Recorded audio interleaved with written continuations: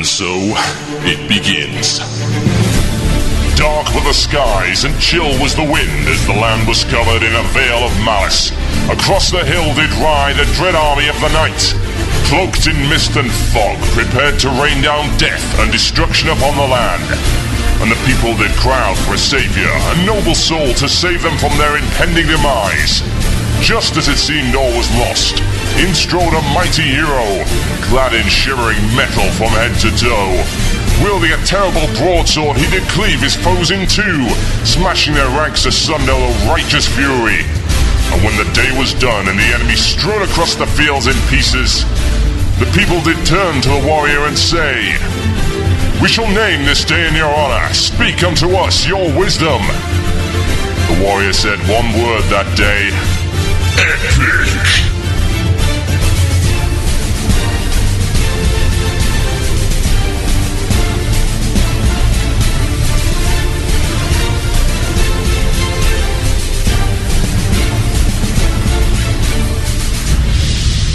One man, one Murloc, one giant angry badger.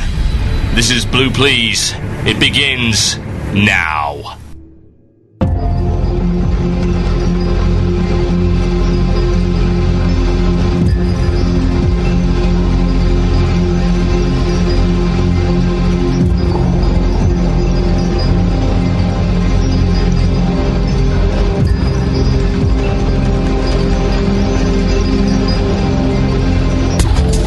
Yes, indeed, folks. Welcome to Blue Plz on WoW Radio with myself, TotalBiscuit. Welcome to the show. What a wonderful show we have today. I'm saying that, but to be brutally honest, I would rather be playing Spore. Sorry, guys, really. I got Spore. I played Spore for the last, 4 hours. Thought, oh dear, I'm in the middle of a pre-show and I'm still playing Spore, and I haven't written any of my notes and I haven't done any of my preparation. We could probably get another 10 minutes in there. No, I'm still playing Spore, 10 minutes for the show. Yeah, probably best do my stuff now and re-record everything, get everything sorted out, and yeah, I'd honestly rather be playing Spore. It's not really an insult towards you guys, it's just, Spore is really quite good, and I have this little race of Murloc people with beaks, and they're scuttering around making friends with everyone with the power of maracas! Can you match that? Can you? Be honest now. Really? What have you got that my maraca-wielding proto-beak Murlocs do not? Hats? No. They have hats. And they're big hats. Advanced hats. Seriously, you guys can't even contend. Anyway, I'm going to give you Blue Plz because I'm feeling very, very generous today. Now, what's coming up on the rest of the show? So for the mailbag, which of course we'll be doing first, we'll be talking about Recruit a Friend. Now, last show, which it was sadly 2 weeks ago because of... well, we had a bereavement, which was very unfortunate, but it's all over and done with now, so it's all good. Thank you for all of those who actually sent condolences to Jen, particularly since it was her aunt. It was very much appreciated. You guys always come through for us. It's very cool.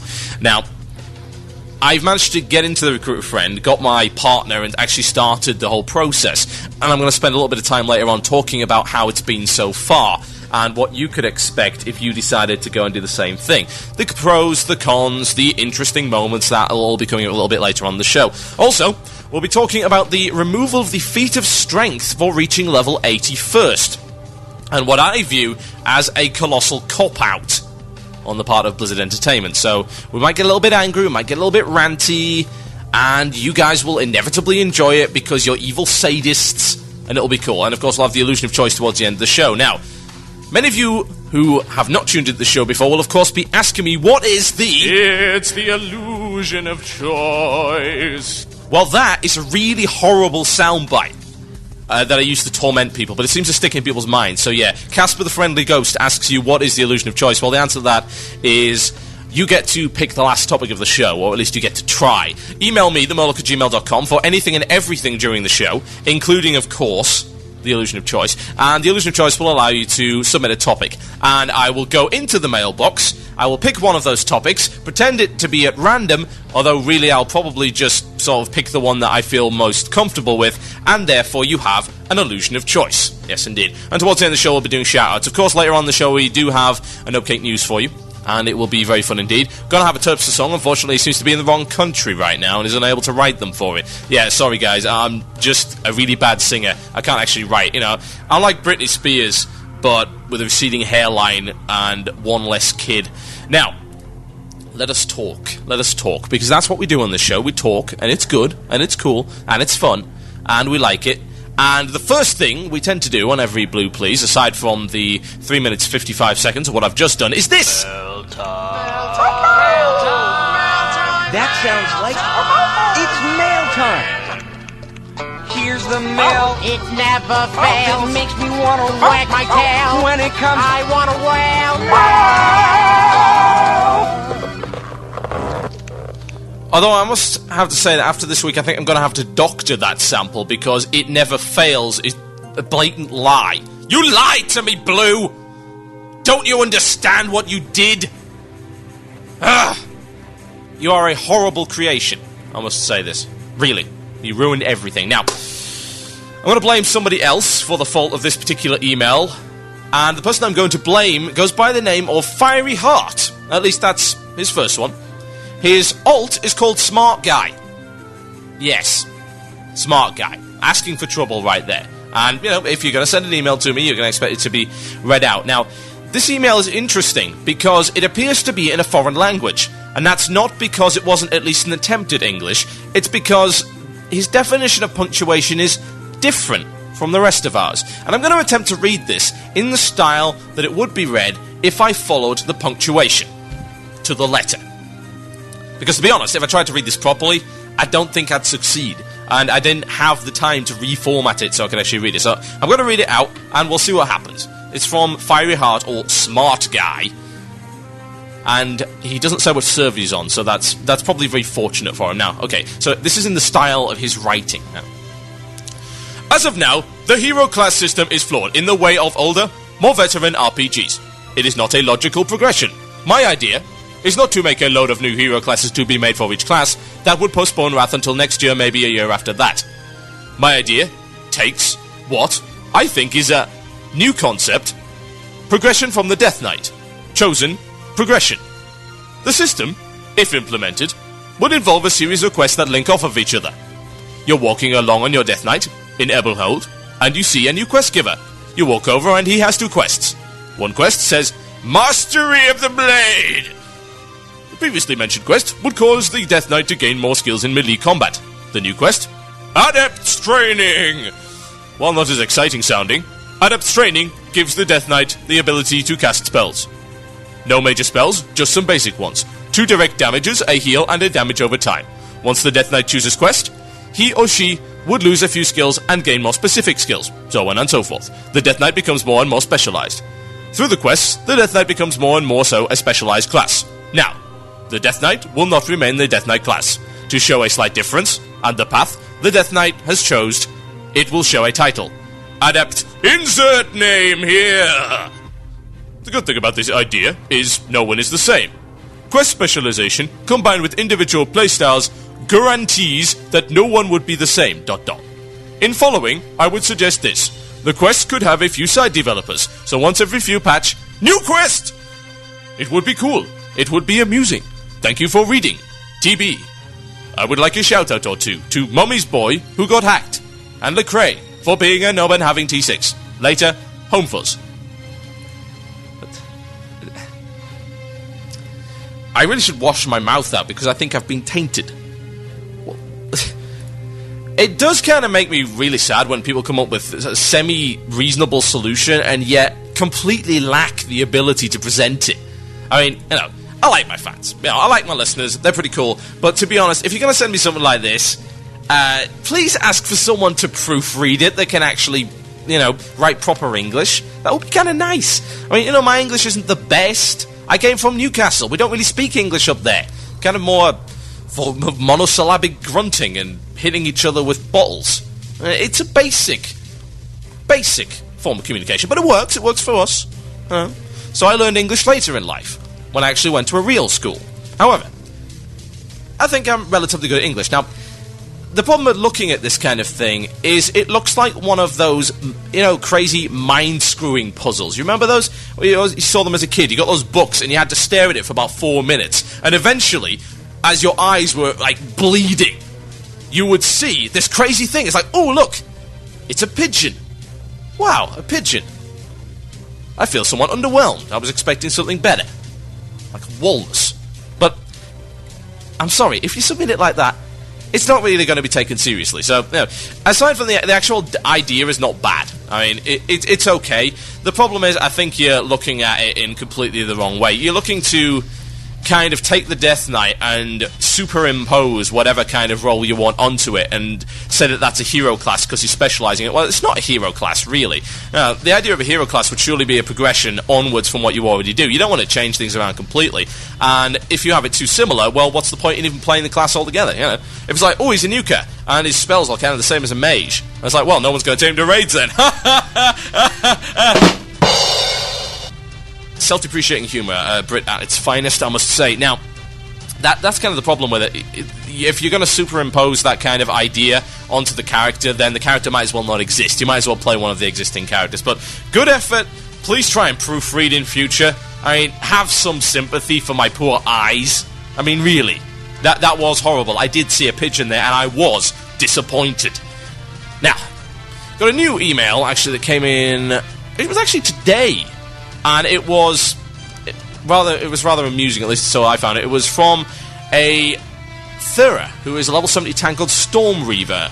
And he said, in short, why can't Alliance win Warsong Gulch? And why did do Horde seem to dominate most BG? Is this a disease? Is there something going around that I'm not aware of that causes people to start dribbling randomly on their keyboard, and the shorts within the keyboard and the fire cause these random emails to appear? Because I'm sure someone can't actually be typing these and be thinking, this is an amazing piece of prose. No. Now, let's read the other sentence. I like how he says, in short, as to imply that I wouldn't realise that a 4-line long email, 2 of which consisted of his name and a requested shout-out, was a short email. But no, we'll go on regardless. We'll give him the benefit of the doubt, at least until I finish this one line. And he says, why is it that Alliance can't win Warsong Gulch? What is this huge disadvantage that Alliance has? I play both Horde and Alliance 70s on both sides. It seems that Horde just can't win more. Why? Shout out to my guild, Evolution, if possible. Possible? Okay, there you go, you've got one. Now, it's always amused me that people have always said, well, this side has an advantage in Warsong Gulch, this side has an advantage in Warsong Gulch, blah, blah, blah, you know. Why can't Alliance win in Warsong Gulch? Well, to be honest, you don't have a good reason, because they're pretty much identical. The entire arena is about as close to symmetrical as you're going to get without it looking identical. And you have the same classes, okay? So, the explanation would be that the Alliance on your server suck at PvP. Surely. I've never seen these so-called imbalances. AV is the one that I can maybe understand. At least I could have understood way back in the day when AV was about twice as large, took about twice as many players, and actually involved fighting. Now, that I could see having an imbalance in some form or another, especially if you placed the bases in the wrong place, maybe had line of sight issues, and maybe one base was more difficult to approach than the others. And people were complaining about that, actually, you know, back in the day. People were saying, well, you know, this base is harder to take than the other one, blah, blah, blah, the Horde has an advantage, the Alliance has an advantage, blah, blah, blah. But to be honest, if you're going to talk about a 10 versus 10 symmetrical capture the flag, you might as well say that the red team has a bigger advantage in 2-fort than the blue team. No, really.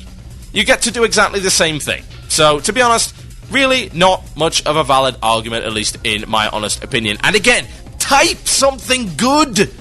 I mean, seriously. My mailbox has been inundated with fail as of late, and that's kind of disappointing. Now, usually I can rely on you guys for some pretty good content, even if it's just ludicrously retarded. This is just lazy. Yeah.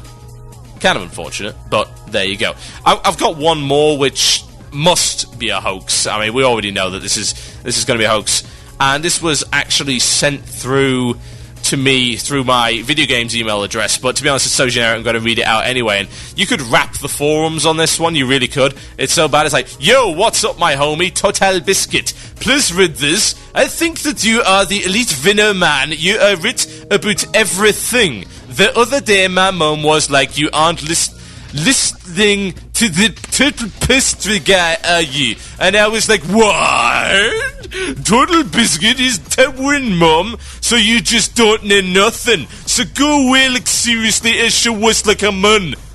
And I was like, you just go away now and shut up, 'cause thanks, bye. And she was like, go to your room and no computer. But now I'm sending you this anyway, 'cause she's a celeb. And I'm gonna listen to the show was live. So please, for the shits of it, send my story. I was wondering what in your favourite game, so I can thinking that you as my mum is coming, so I get it really bread. First, I'm serious, your biggest fan, the Windsor. I didn't know you knew Swahili.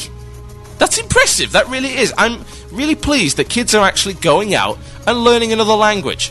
It's brilliant. In this modern world, I mean, you're looking at a case where you're going to have to compete. And you're going to have to compete not against people in your own town, not against people in your own city, but against people in the entire planet. And having a second language is really good for your career. It looks great on your resume. It really does. It looks fantastic when you're applying to any company that has any kind of remote international presence whatsoever. So yeah, you know, good job. Very good job there. I'm very impressed by that. It's good to see the kids getting out and doing something. It really is. Now, my name is TotalBiscuit, and this is, of course, the one and only Blue Plz. 15 minutes of complete disaster there with the mailbag. When I come back after the break, I will be talking about Recruit a Friend, and I'll also be announcing the winner of the Designer Contest and announcing the contest whereby you can win more beta keys. Yes, indeed, we have more beta keys for you guys. So if you want to get into the beta and you haven't already, we'll give you the opportunity. So after the break, Designer Contest, the winner of the Designer Contest, who's designed the contest for you to enter. And you can enter this contest that the guy designed for the Designer Contest, and you can win a beta key. Oh, yes. Yes, you can indeed. I'll be announcing that after the break. And for the break, I shall be playing... Well, that is actually a really good question. I was thinking of playing some sticks just to really annoy you guys, but I'm actually not that mean. Really. So, I'll be right back after this. Enjoy.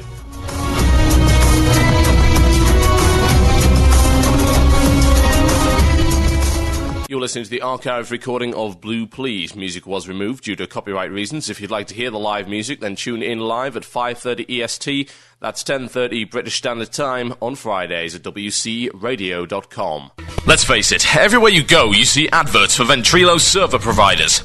With so many to choose from, how do you make the decision about which is right for you and your guild?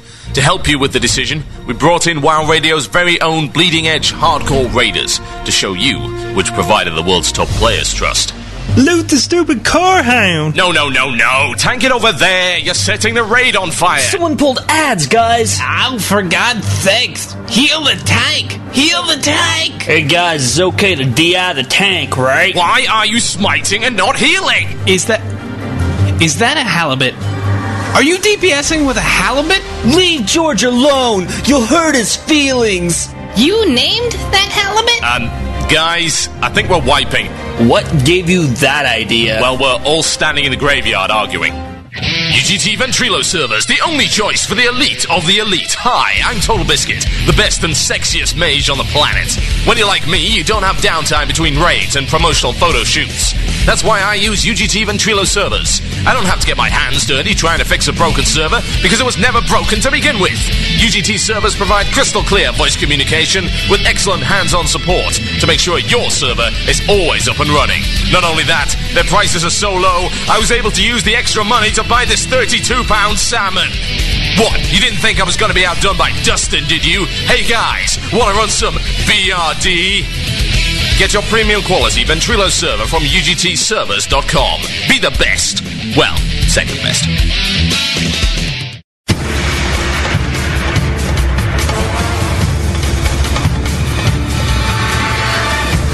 Yes, indeed, folks. You're here with me, TotalBiscuit on Blue Plz on WoW Radio. That's WCRadio.com. Now, before I go into this section, where I'll be talking about Recruit a Friend, I am going to announce the winner! The winner. I'm just trying to make it easier for you guys, because apparently grammar has gone out the window.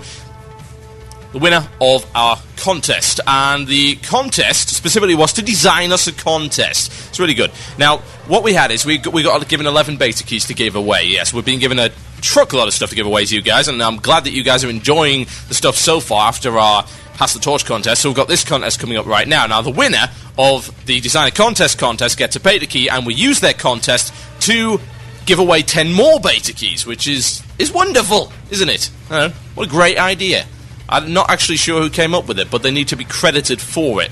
It was one of our staff on WoW Radio, so well done to whoever that was. It may have been known-wise, I don't know, but otherwise, a round of applause, yes, very well done. Now, this is the winner of said contest, and the winner is a David Spanton. Yes, indeed, a David Spanton, and his idea was this: create an ad. The idea is simple. You create a 15 to 30 second promo clip, either advertising a WC Radio show or WC Radio in general. It can be serious or funny. The clips can then either be used in spots during the shows while the contest is running. A clause could be added in the entries so that they could even be used after it has ended if they are that good. This creates interest in the show, so it will allow word-of-mouth advertising, and it's like, hey, you should listen to Blue Plz tonight because my advert's going to be on there, blah, blah, blah. Hope that's an okay idea. That's from Dave. So I am going to be giving Mr. David Spanton a beta key, and that is going to be the contest that we're going to launch right now.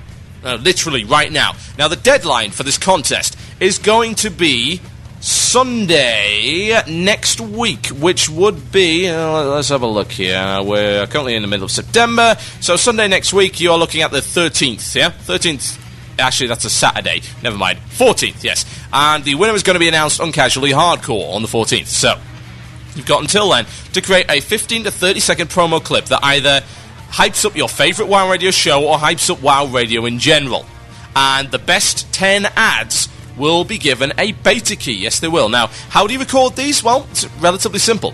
Just get yourself a copy of Audacity. You go and Google Audacity. Now, if you want to know how to spell Audacity, which hopefully you all should know, I'm assuming that you guys, have brain cells to rub together. Audacity is A-U-D-A-City. A-U-D-A-C-I-T-Y. Audacity. Now, that's a free audio recorder, and what you can do is you can try and use that to make the ad. Okay? Or you can use whatever you want, Maybe you want to do a musical ad. Maybe you want to get your band in the studio and actually record a 30-second jingle. Whatever you want. Something cool. Go for it. Why not? Give it a shot. So, that's the contest, and, of course, the prizes available are beta keys, and the best 10 will be receiving beta keys. Yes, they will indeed. And if you want to enter this, you're going to have to email a certain email address, and that is contest@wcradio.com. That is contest@wcradio.com. Feel free to attach or upload your entry to somewhere and link us to us. Anything like that, go for it. That's the Designer Contest, and that's what's going to be going on over the next week, and you can win a beta key. Now, okay. We're pretty much done with that, so we're going to go on to a different subject, and this subject is the Recruit a Friend program. Now, 2 weeks ago, I covered the idea of the Recruit a Friend program in theory, and came to the conclusion that it was a good idea. So, not really to be one that deals too much with theory, I decided to put it into practice. So, I got one of my friends, and we set up new accounts. I used my existing US, and he set up a new US, and we set up the Recruit a Friend. Reasonably easy to do. You just follow certain stages in the account management, and you set it up and you're ready to go. So, and eventually we managed to actually get playing because he was having issues with his US account. So eventually we get playing. And I decide, well, since majors are going to be bloody useless in beta, and they are bloody useless in beta right now, I might add. Seriously, Blizzard, sort it out. Come on, please. I decided I would roll a class that couldn't possibly be nerfed because it can do everything. And that is, of course, the Druid. So I decided to roll up a Druid on a PvP server, and my friend rolled up a Priest. So we had a real hardcore DPS combo going on right there, as you can probably imagine. But so we roll up, and we enter the realm, and we get going. And the first thing we find rather surprising is the fact that our first quest dinged us. Which was kind of ridiculous. And it didn't just ding us, it was like a ding and 3/4 for one quest. We're like, wow, this is pretty crazy. And we discovered we were killing the mobs, and we're like, yeah, we're getting a lot of XP for mobs here. But what we're really getting a lot of XP for is actually quests. And loads. You have no idea. So, in about 3 or 4 play sessions, and I think we've got a grand total play of about 4 hours so far, we're at about level 28, and we're taking it easy. We're chilling. We're going along, and we're just getting stuff done. We're not power leveling. If we were, I'm sure we could have gone an awful lot faster than that, but we're not following any power leveling, guys. We're just kind of doing quests and exploring how the game works with this mechanic, and that's what I'd like to talk about right now, because, to be honest, if you haven't actually played it this way, you will find the whole concept a little bit alien, and it is kind of weird. It really is. It is just a little bit odd. So, let's talk a little bit about it. Now, the first thing you're going to notice is the fact, of course, that you don't have to do all the quests. And that, to be honest, for some areas is a complete godsend. Remember all of those really annoying quests that took ages to do and had really terrible drop rates?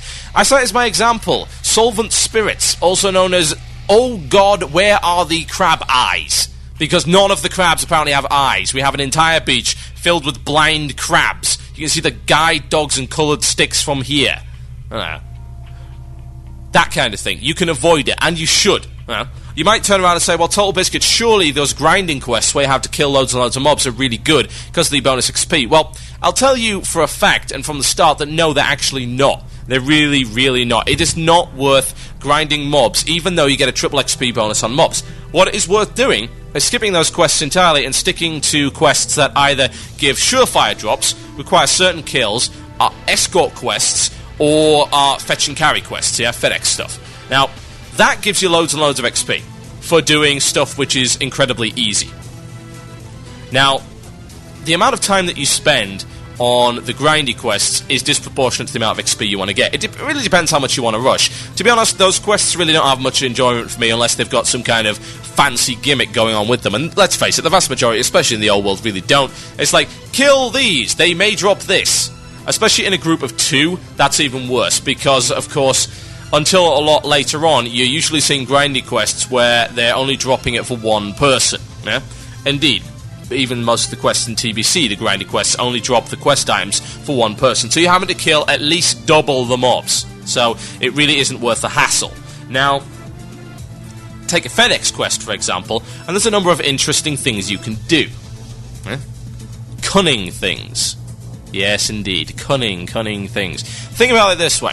You want to save some time? Well, one of the features of the Recruit a Friend program is the ability to summon your friend.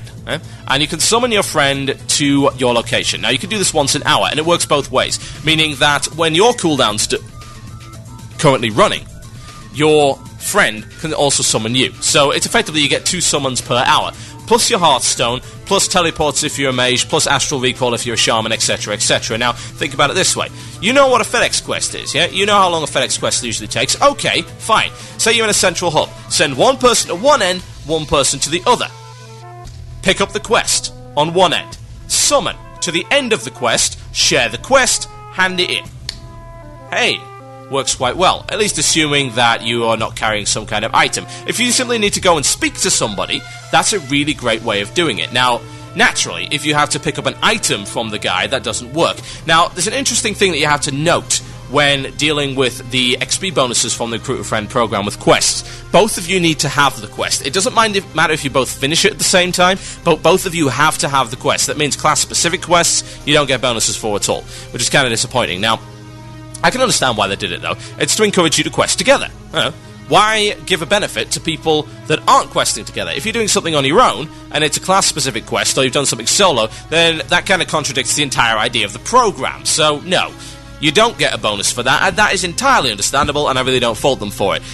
What you do also have to watch out for is that you're in the same kind of area. They need to be on your mini-map, effectively, for you to get the XP bonus, because there is kind of a short range in which you actually gain the bonus XP, so something to watch out for if you give this a shot. Now, let's talk about the actual effects on the game, because those are the specifics, and those are the little nuances. Now, the first thing that you may notice, certainly when you start leveling up pretty fast, is that you're not going to have enough money for your skills. If you're not doing all your quests, you're not going to have enough money for your skills. It's really that simple. Now, what that does do is open up a rather unique opportunity, especially if you're on a server where you do not have a main. We deliberately rolled on servers where we didn't have mains, because we wanted to start with no safety net. We wanted to go from the beginning and maybe see if we can capture some of that old nostalgia where you actually had to work for your money. And we did that. And it was difficult. It was like, well, to be honest, I'm not going to be able to afford Rejuvenation Rank 2 for the next 4 levels, so I'll take this instead. And maybe speccing around particular skills that you've actually got. It's crazy. It's like, I can't afford all my balance skills, so I'm going to spec Feral instead, just because I've got these skills and I should be okay with them. It's kind of amusing, to be honest. And the Druid doesn't really get hit hard, because there's so many skills to actually learn, but what it does do is it makes you value everything you pick up. I mean, you go for crafting straight away. You get your gathering professions, you try and craft stuff that you know will sell, you mine, you herb, you skin everything you see, you pick up your vendor trash, you sell your vendor trash, you try and play the auction house as much as you can, particularly with greens and valuable patterns and plans that you get, and you take people up on offers for the stupidest things. Really. I'm not kidding. My leveling partner made gold today. You want to know how he made that gold? someone asked him where something was, and he said, "I'm a little bit short on cash. If I give you the answer, can you give me some money?" And he did. He earned a gold from that. He earned a gold from giving somebody an answer. We earned a gold from signing a guild charter. And a gold doesn't sound like that much, but at that level, we were at level 8 at the time, that's a big deal. We were able to get all our skills, and afford flight paths and train stuff and get weapons training and stuff like that. That's a big deal at that level. Normally, I'd never even think about signing a guild charter. I've seen people do that. Say, "Hey, we'll pay you a gold to sign a guild charter." It's like, no, it's not worth my time. But in this case, it's like, wow, this is a unique windfall opportunity right here. It's amazing how perspective changes when you're in that position. It's unique and it interests me very much, and it's something that I actually enjoyed and laughed about, and I'm going to have a memory of that, you know. For me, playing social games like this is all about creating memories and seeing what you can do with your friends and looking back on it and thinking, hey, you know what, that was pretty cool, that was pretty fun, I enjoyed that, or hey, that was really funny, wasn't it? And when it comes to dealing with something like that, and from this perspective where even the most mundane things can actually be a little bit out of the ordinary, you're creating memories right there, and that's good. Now, I'm not alone in liking the Recruit a Friend program, but I'm certainly on one side of the Recruit a Friend debate. I really am. There was a post recently on WoW Insider, who I read very often. It's a very, very good blog, but sometimes some of the commentators make posts which are a little bit odd. Now, this one was by a Natalie Moots, and she said, regarding the Recruit a Friend program, is it a game killer? And I'm going to link this in the channel for you, because I don't really have time to read it out for you, but I'll pick and choose a couple of points. And to be honest, this is not only non-news, but it's also a complete pile of bollocks. Now, this person claims to be a professional in the area of marketing. Now, I suppose I'm a professional in the area of playing the game. So, I suppose, well, I don't have a marketing degree, but I've been playing the game for a little while, and I've also been playing the Recruit a Friend program, which apparently Miss Moots has not. So, I want to read a couple of these. Some of these lines just seem to be so rhetorical. It's like, as tight as the Blizzard team claims it is, and as much as it professes to act only in the best interest of gameplay, this promotion may have been poorly conceived. Seems like the marketing department had a great idea to accomplish two goals: acquire more account holders and encourage current account holders to stay. However, I wonder how well this idea was vetted by the game design team. My guess is not well at all. The point of leveling, at least the way WoW was originally designed, although maybe not so much lately, is to teach the player how to use class skills. You get spells and talents over time, blah blah blah. What happens if you level too quickly? The same thing that happened to me as a Death Knight. You end up having no idea what you're doing, mashing random buttons and crossing your fingers. Pugging instances is hard enough without having to teach level 59 players how to use their spells or wasting all their mana healing because their gear is too low. Although the Recruit a Friend promotion was likely a business response by Blizzard to allay some of the anew and ensuing account closures that has arisen in advance of the Wrath expansion, I wonder how much, not if, it will actually hurt the game. Perhaps they have the metrics to suggest that a promotion of this type will hold enough borderline accounts to combat churn, whatever that means, but I'm not sure if they anticipated counter churn, whatever that means. What is this, an ice cream development? I mean, good lord. It's dairy. I mean, that's what that is. It's pure friggin' dairy. We shall churn the marketing. Yes, we will. Try twice churned marketing with chocolate sprinkles. Delicious. I must say that I'm going to say this right now. You know, we're friends with WoW Insider, but sorry, Natalie, really. Try playing it first before making that kind of comment. I mean, really. If you can't learn your class, Evil on triple XP, you suck! I mean, it's that simple. You really suck. I'm learning Druid, which I've never played before. Learning 3 different playstyles. I'm shifting in and out, doing my heals, going feral, got a little bit of balance here, doing my cat form, doing my tanking, learning all the stuff I've never done before because all I've played is a mage. Doing it at triple speed, and I'm having no problem whatsoever. And I'm not the best player in the world. So if I can do it, anybody can do it. I mean, really. You do not have to level at a snail's pace in order to learn a game which is mind-bogglingly easy from the get-go. It is. It is mind-bogglingly easy. There is nothing difficult about this game whatsoever, especially not during leveling up. And the idea that Recruit a Friend is a game killer is the most ridiculous piece of hyperbole I've ever seen. There's the irony for you. Listen to Blue Plz here on WoW Radio with myself, TotalBiscuit. I'll be right back after this one. It's 1 minute silence. Fish out of water. Enjoy. You're listening to the archived recording of Blue Plz. Music was removed due to copyright reasons. If you'd like to hear the live music, then tune in live at 5:30 EST. That's 10:30 British Standard Time on Fridays at wcradio.com. Hi, this is Dara Veradar, the 2005 WoW Idol and the creator of the Shade of Iran chant, here to give you a very important piece of advice. I will not move when I listen to WoW Radio.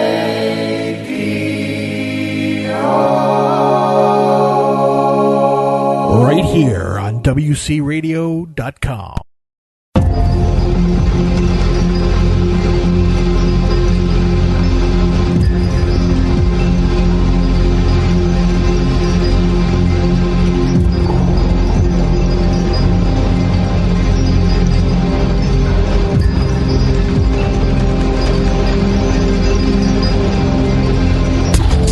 Yes, indeed, folks. We've got kind of an angry show going on today here on Blue Plz, which is been a little bit unusual, certainly, since then.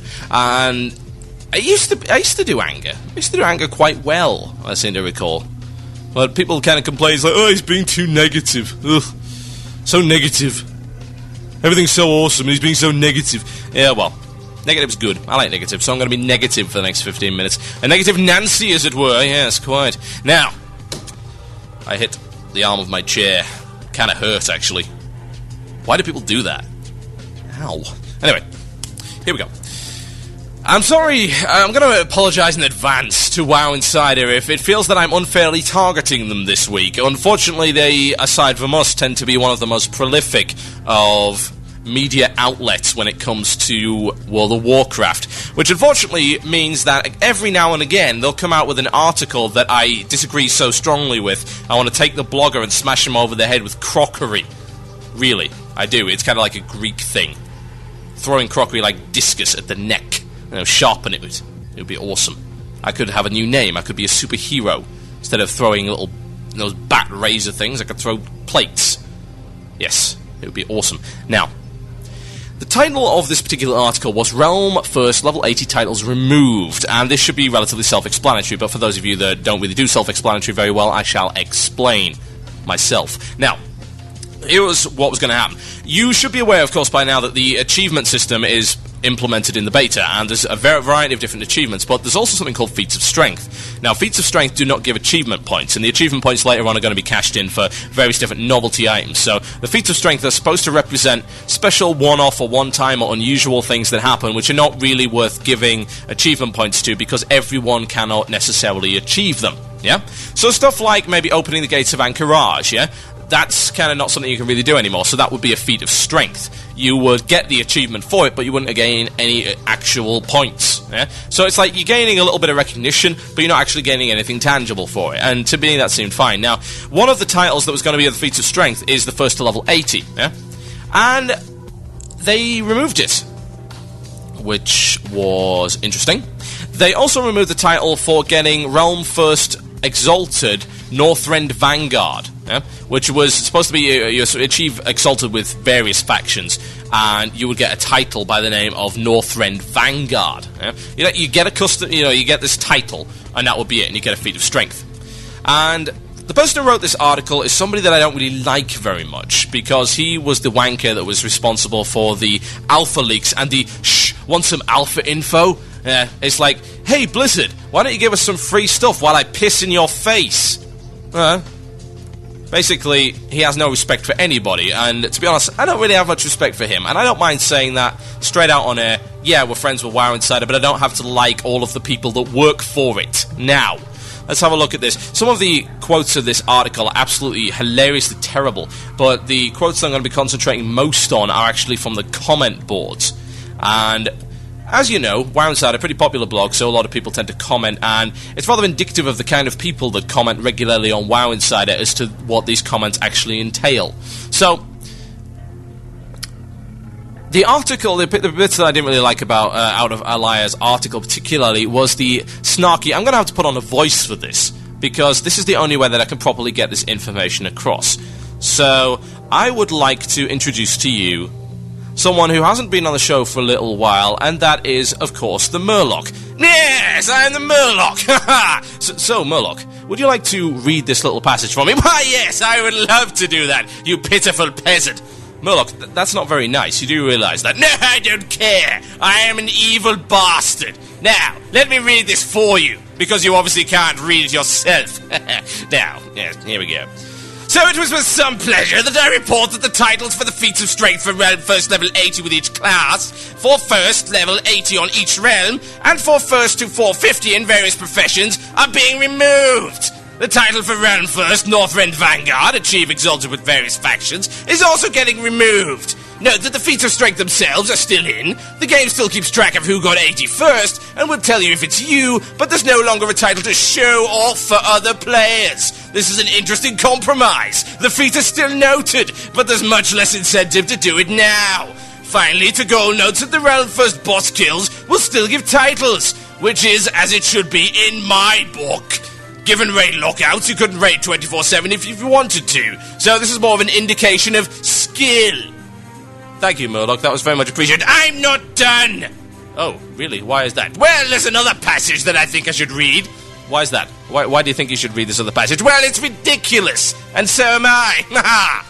Okay, fair enough, I suppose. If you know, I'm not going to kick you out. I mean, look at you, you're wielding... Is that a knife? Yes, it is! I'm very violent, you know. I can tell. Ugh. Well, okay, I'll just step away from the mic, and you can deal with it, okay? You want to read this passage? That's fine by me, but I want to get back to my show at some point. You will go back to your show? Well, I say you will, you gas-bladdering moron.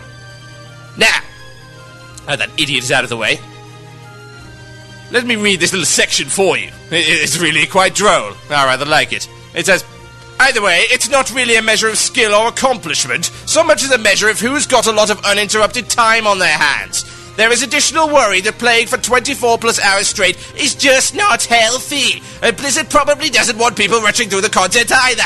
Yes, now I am off to drink some cognac and eat the brains of a small child. Goodbye, peasants. I hope he doesn't come back in a hurry, really. He's a real bastard. Oh well, never mind. Now, let's talk about what he was actually discussing. The idea that it is unhealthy to play for 24 plus hours straight. That's the kind of description that I could really give for that. Well, congratulations! Well done, you've realised that it might be okay. You know what? The human body can take it, really. I mean, to be honest, I've played LANs for like 3 days without sleep. We played Diablo for like 50 hours straight, drinking nothing but Red Bull and eating what appear to be cookies and crisps. And I'm not dead yet. And you know what? The human body can take an awful lot more than you might think. But the more important thing is, if someone wants to do something stupid, they should be allowed to do it. Now, the idea, of course, that this is not a measure of skill is also ridiculous. WoW is not a measure of skill. There isn't skill in WoW, especially not when it comes to leveling. I mean, come on. You know.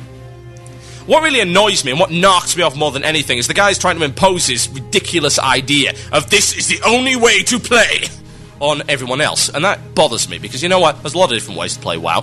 From the most casual of casuals all the way to the most hardcore of people. Every play style, in that sense, is valid, and people should be allowed to play the game the way they want. If someone wants to race to level 80 and miss all of the content, then they can. You know what? As a person, I do not give the slightest flying fig, yes, flying fig, about the lore. Yeah, I don't care. I could not give a toss. Yeah? I also don't care about reading quest text. I don't care about spending all the time looking at all of everything that the little area has to offer. Yay! About to give a chair. You know, I don't care about that. I want to get to level 80. I want to get back to raiding. Because that's where the meat of the game is. That's what the good bit of the game is. That's what the best designed bit of the game was. And that's what I like. Yeah? That's what I like. And if I want to rush to level 80 to do that, so be it. My choice, my subscription. The content is still there. How I choose to play it is entirely up to me within the bounds of reason. Now, to say that getting to level 81st is not an achievement is rubbish. Yes, it is a bloody achievement. It might not be the kind of achievement that you yourself respect, but you know what? There's 10 million other bloody players out there, and they might not necessarily think the way that you do. But it's okay, because with some pleasure I report. Yeah, whatever. to be brutally honest. What annoys me more, other than the ridiculous comment and the stupid biased rabble-rousing that is to be found in this article, is the comments. I totally agree with this decision from Mirror. Good, I don't need someone shoving an Archdruid title in my face just because he lives in his mum's basement shouting for Hot Pockets whenever he gets hungry. Oh, God. It's funny, because I actually read an article about something that a US presidential candidate's advisor, the presidential candidate you may know by the name of John McCain, said about people that posted political stuff on the internet. And he was basically saying, oh, they're all liberal Dungeons and Dragons loving basement dwellers. And that's what that sounds like. But this is coming from people who should know better, because you're playing the same game. It's like a Dungeons and Dragons player accusing another Dungeons and Dragons player of being too much of a nerd.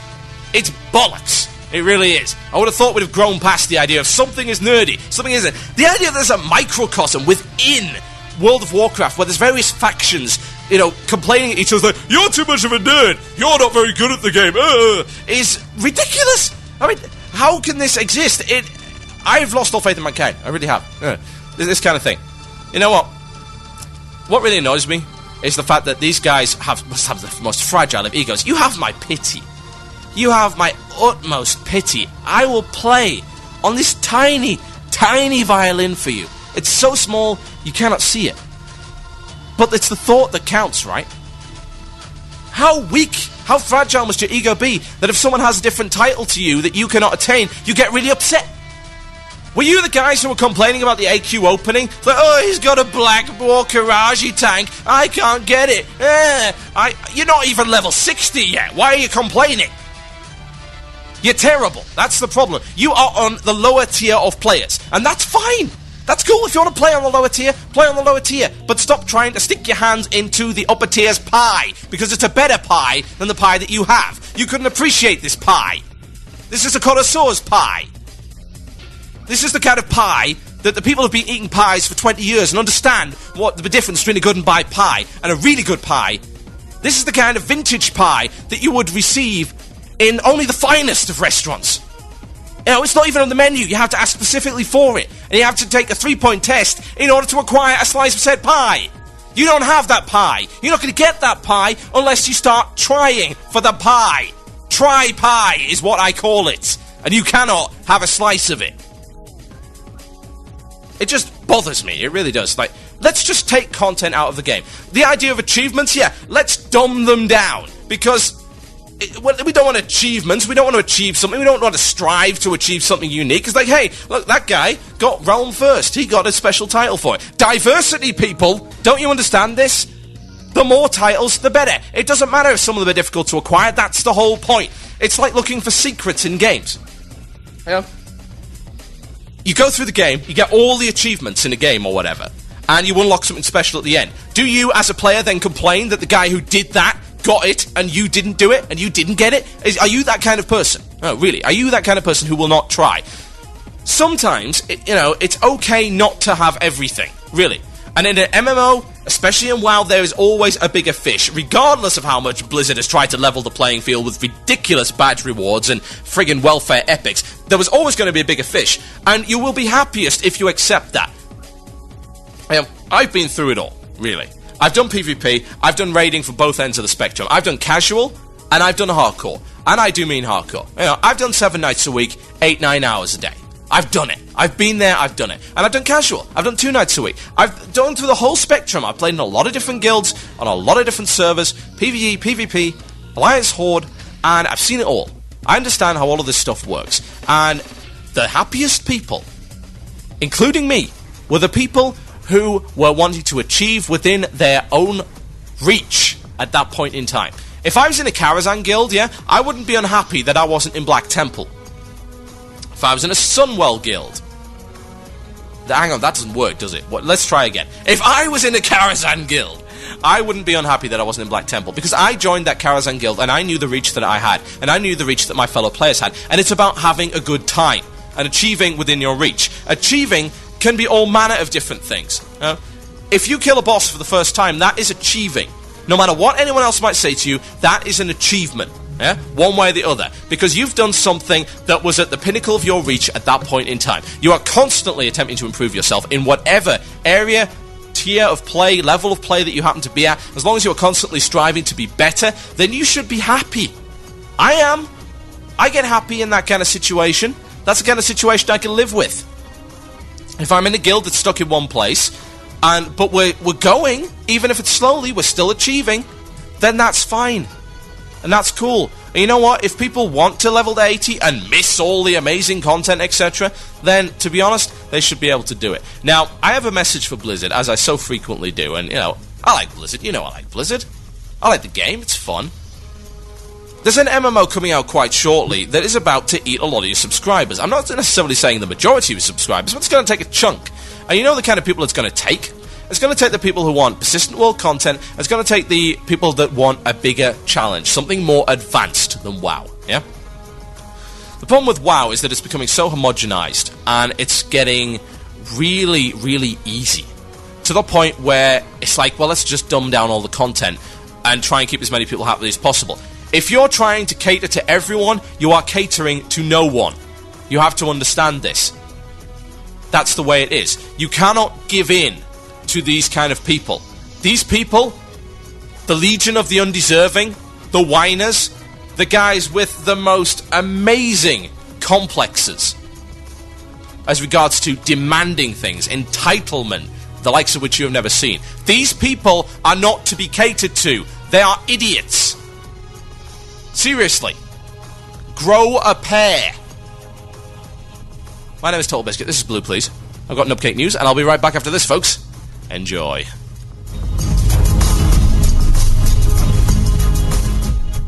Live from the Blue Plz Tower in Howling Fjord, it's Nubcake News with award-winning anchor TotalBiscuit, bringing you all the news that matters, whether you realize it or not.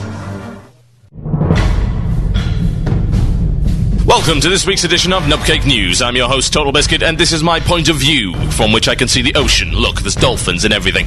We're getting reports of an uprising of sorts amongst the lower classes of the World of Warcraft community. Bystanders tell us of mildly annoying protesters who are lazily and half-heartedly talking loudly, rolling eggs at house windows, and dragging signs around. Investigating this curious display revealed that the group responsible for the demonstration goes by the name of Mummy Mummy It's Too Hard, and their spokesman Elrond Hubbub joins us in the studio now. Elrond, a dubious pleasure to have you with us. Thank you, TotalBiscuit. A vague and sloppy attempt at being happy to be here. So, Elrond, tell us exactly why you're sort of protesting today. Well, TB, we're somewhat demonstrating over the additions of these so-called feats of strength. In our view, or at least we think it's our view, these so-called achievements are contrary to the playstyle of the majority, and are 3 steps back in Blizzard's development plan. And what exactly is their development plan? We are mildly confident that Blizzard wishes to develop a game where everyone, regardless of ability and time spent, can acquire a set of gear that is equal, preferably greater in power, than the best player in the game. I see, and what do you intend to do about it? Well, we were planning on an extensive campaign of pamphlets. Unfortunately, our volunteers complained about the effort after about 1 street, so we don't think that's gotten us much exposure. Next, we tried a skywriter. Unfortunately, nobody could be bothered to learn how to fly. Worse still, nobody knew how to drive either, so we couldn't take anybody to the flight school. There's a driving school about half a mile down the road, but walking is so hard. You seem to be having some issues with motivation. Now, see here, motivation is an elitist concept and has no place in World of Warcraft. Who are you to tell me how to play my game anyway? Well, I wasn't saying that you had to. What are you doing? Typing ignore. Isn't there a shorter way of doing this? Alt F4? Thank you. Now, as I was saying... Oh, how unfortunate. He appears to have quit out of the studio. To investigate the issue further, we sent out our senior Nubstick correspondent, Welfare Biscuit, to Blizzard HQ to ask them about their design philosophy. I believe he's on the line now. Welfare? Yes, I'm here inside Blizzard HQ, where I've been informed that I'll be meeting with some of the top brass to discuss this achievement problem. Wait a second. Isn't that Fangtooth over there? I didn't think he still worked for Blizzard. Listen up! I demand that the Sausage Kingdom be re-implemented into the beta at once! Sir, please leave the premises. Do you not understand? We must rescue Princess Codswallop and free the land from the Dreadlord Sauerkraut's oppression! Sir, I'm going to have to call security. With this huge daisy! Don't you understand? This is progress! Progress! Evidently, he does not, in fact, still work here.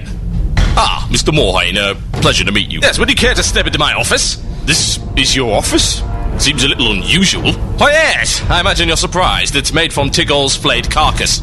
That seems somewhat unhygienic. Well, yes, but it turns out that welfare epics comment he made meant sure he was first against the wall when the casuals finally decided to lynch him. Took them about a year, and it wasn't very good, but they got him in the end. That still doesn't explain the offers, doesn't it? No. Are you sure? Why are you waving your hands around like that? Are you sure it doesn't answer your question? If I say yes, will you stop doing that? It's freaking me out. That is an acceptable solution. Okay, so tell me about this achievement problem. Well, we at Blizzard aren't afraid of admitting when we were wrong. Well, we've realized that the achievement system is indeed contrary to our design document. How so? Well, for the past few years, we've been rewarding underachievers, so it seems pretty ridiculous to just reverse that right now. When you put it like that, it does sort of make sense. In accordance with the way the game is going, we'll be implementing a system of underachievements, allowing the majority of our player base to feel coddled and be rewarded for their inactions. What kind of things did he have in mind? Well, the most controversial achievement we had was for getting to level 80 first. That has since been removed and will be replaced with an underachievement, given to those who don't actually reach level 80 at all. Naturally, this will only be available for players who own the Wrath of the Lich King expansion, although we will likely rescind such a restriction in future patches due to player outcry. Isn't not reaching level 80 a bit hard? You're inevitably going to get there as long as you keep doing quests and killing mobs. We hadn't thought of it that way. Yes, come to think of it, it does seem a little tricky. And the last thing we want is to implement some kind of challenge into the game. The player base would be up in arms. Assuming they could be bothered to be. Oh, well, okay. How will we do this? Well, how about this? We'll give everyone an underachievement, except the first person to reach level 80, who will be punished with a really unpleasant rendition of Sunshine, Lollipops and Rainbows, as sung by Chris Metzen. Assuredly a fate worse than death. Nobody will dare race for level 80 now. Mike, thank you very much for talking to us. My pleasure as always. And remember, guys, Warhammer's way too much effort. Back to the studio. Yes, a truly inspirational tale for us all. How could you fail to be excited by that? This has been Nopecake News. Good night.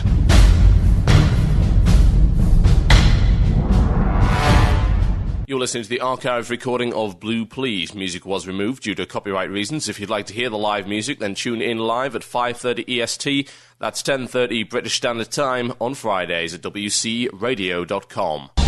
My name is TotalBiscuit, and I'm the station owner of WoW Radio, and this is a public service announcement. Over the past few months, we've received a number of complaints from concerned mothers. Each time, the complaint is the same. Their son or daughter appears to have come down with a mysterious illness. Doctors are calling it savage fever. Its symptoms are many and varied. Those afflicted believe they're part of some crazed virtual world where RPG, RTS, FPS, and deadly melee combat combine into a clearly impossible gaming scenario. They've also been known to spout random phrases at inopportune social moments, including asking random passers-by if they're like bears with lasers, and breaking into random wicked guitar solos in the middle of the street before making explosion noises and overly dramatic hand gestures. Thankfully, this overly awesome illness now has a cure in the form of giant friggin' bats! Savage 2 is like the game you never thought could happen. If you like RTS, RPG, FPS, melee combat, squad play, siege warfare, base building, shape-shifting, wings that are like a shield of steel, and breathing acid in your enemy's face, then S2 Games has the game for you. Savage 2 is a unique team-based multiplayer title, perhaps one of the most innovative ever created, and better yet, it's only $19.99. Grab it from s2games.com or add it to your Steam collection. Isn't it about time you caught savage fever? Hey, this is Brew Guy, also known as the Ganker. You're listening to WoW Radio on WCRadio.com.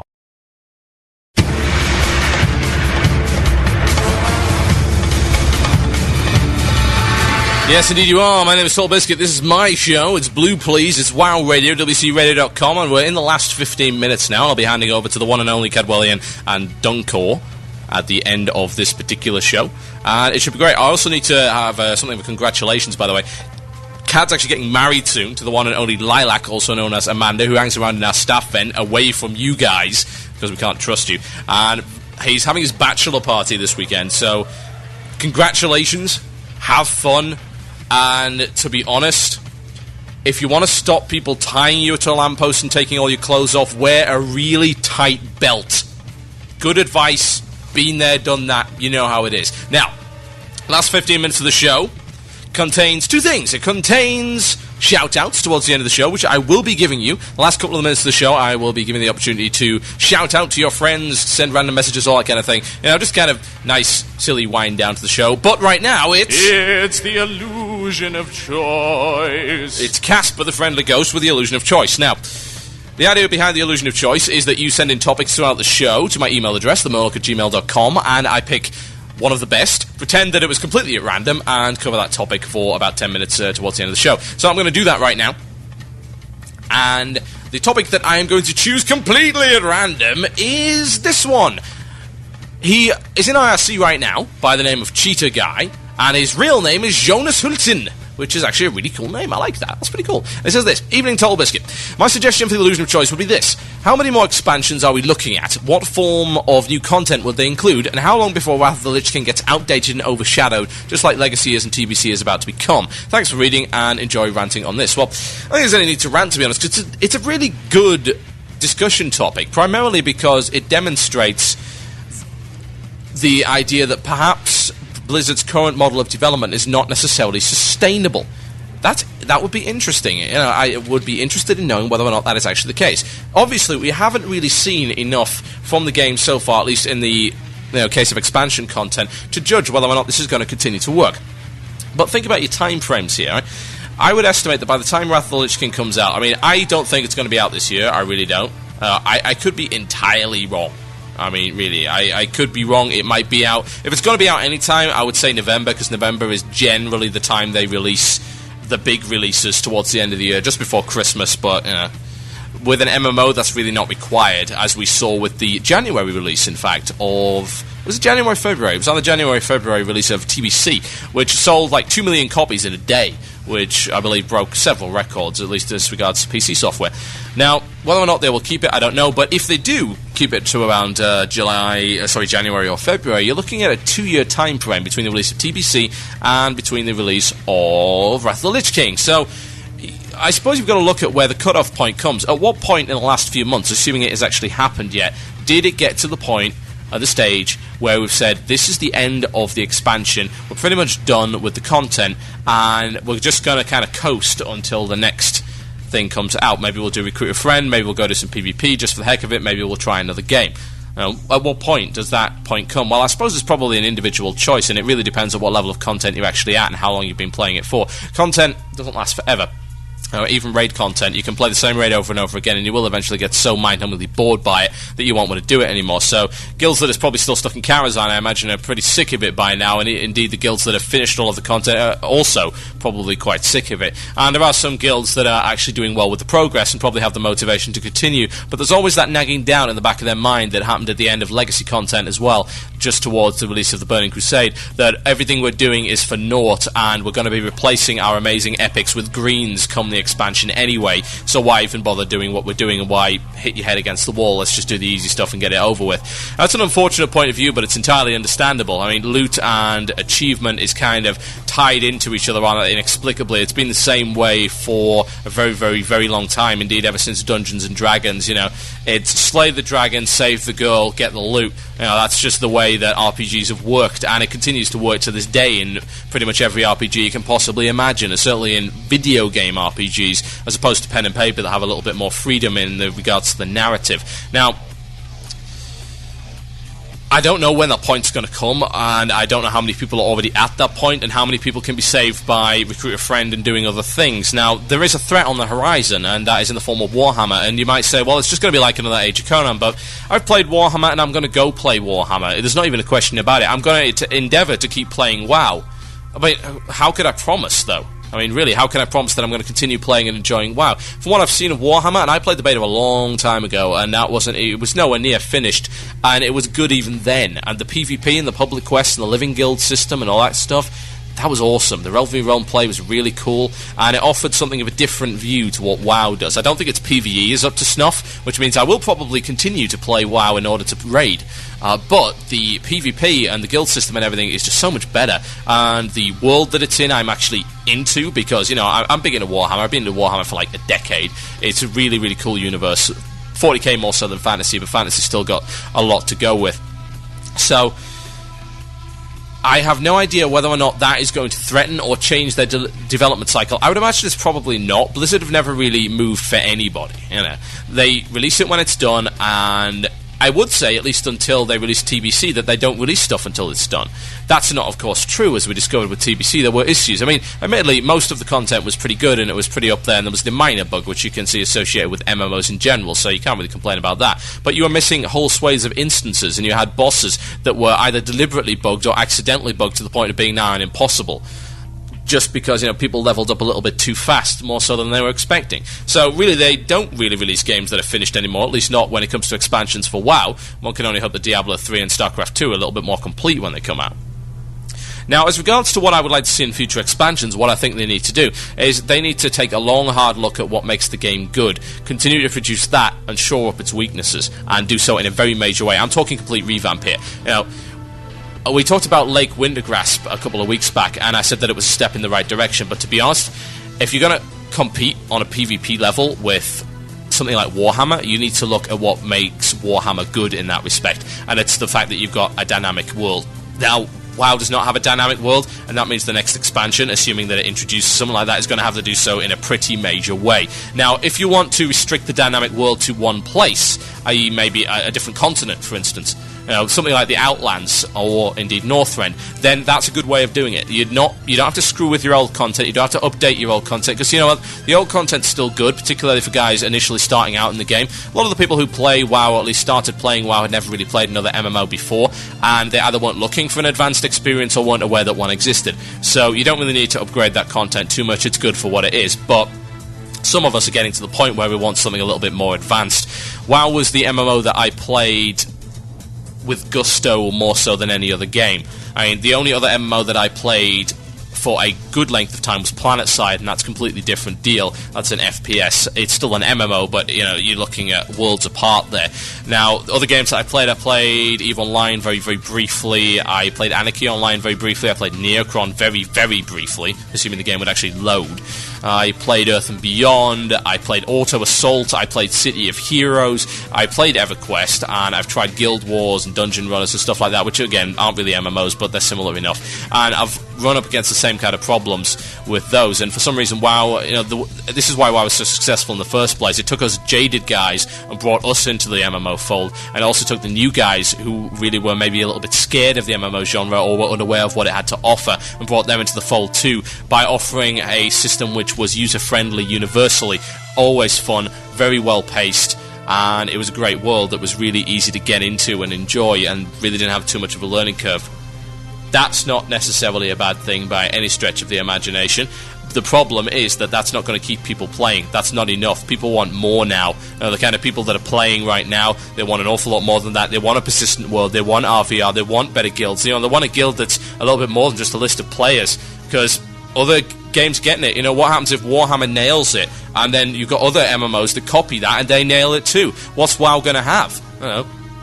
I think Warhammer's certainly not going to kill it, but I think it may change the development cycle of future expansions. They may come out faster, but more likely is they're going to come out in a different way. It's not going to be the same stuff over and over again, because it ain't going to work.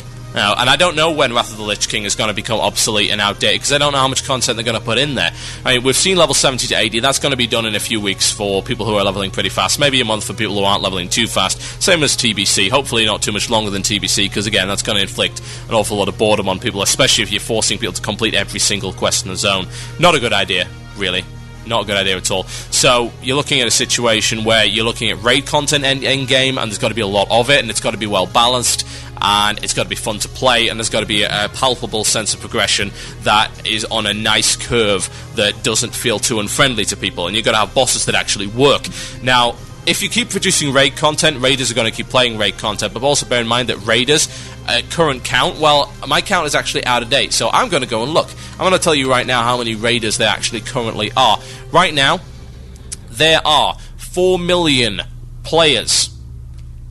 And by players, I don't necessarily mean individual players. We're looking at 4 million characters here, and 99,870 guilds that have killed at least one boss in Karazhan. Yeah?